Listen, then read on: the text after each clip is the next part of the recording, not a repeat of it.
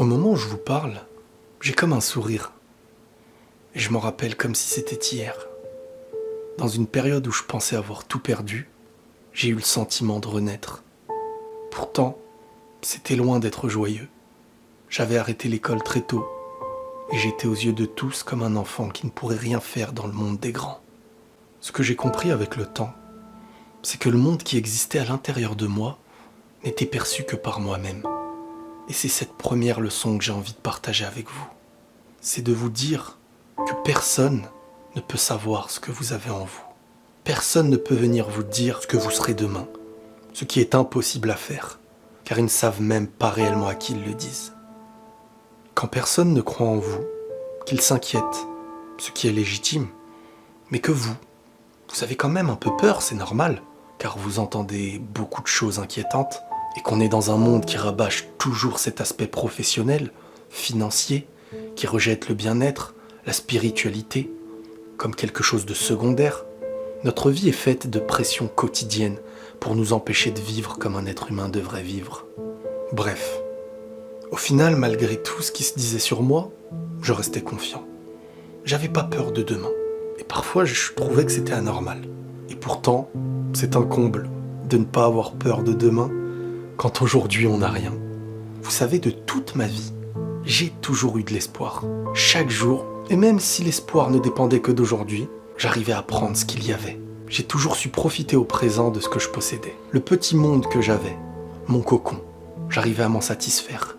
Peut-être que j'avais mis en place cette chose-là comme une grande sécurité. Peut-être que c'était un bouclier. Mais malgré tout, c'est une phase où je suis passé de l'enfance à l'âge adulte. Et c'est là, je ne sais plus comment, ni pourquoi, mais à mes yeux, je n'avais plus le choix. J'avais peut-être des manques extérieurs, professionnels, mais s'il y avait bien un manque qu'il fallait combler, pour lequel je n'avais pas laissé le moindre doute, le moindre choix, c'était bien celui de la spiritualité, de la foi, de la compréhension de ma vie sur Terre. Qu'est-ce que je fais là? Et la suite de tout ça? Je vous le dis et je vous le certifie, aucun développement personnel ne sera aussi grand, aussi immense et intense, essentiel que celui d'un cœur apaisé par la foi. Avant de dormir, au réveil, quand j'étais seul, je lui parlais. Je regardais vers le ciel. Je lui disais que j'avais confiance et que je croyais fort en lui. Peut-être que tous ceux qui n'ont pas confiance en mes capacités, en mon futur, ceux qui ont eu un impact sur ma confiance en moi, même sans avoir confiance en moi, j'avais confiance en lui. Et à ce moment-là, ça me suffisait. C'est pas facile d'en parler. Certains pourraient me prendre pour un fou. D'autres me comprendront. Mais je vous promets que c'est magique. Tellement à chaque question que je lui posais, j'en avais les réponses quotidiennement dans ma vie chaque jour, au point de me retrouver parfois à sourire tout seul au milieu de tous. À cette période, je n'arrivais plus à voir le monde comme ceux qui me le présentaient. J'étais heureux, car j'avais trouvé mon trésor.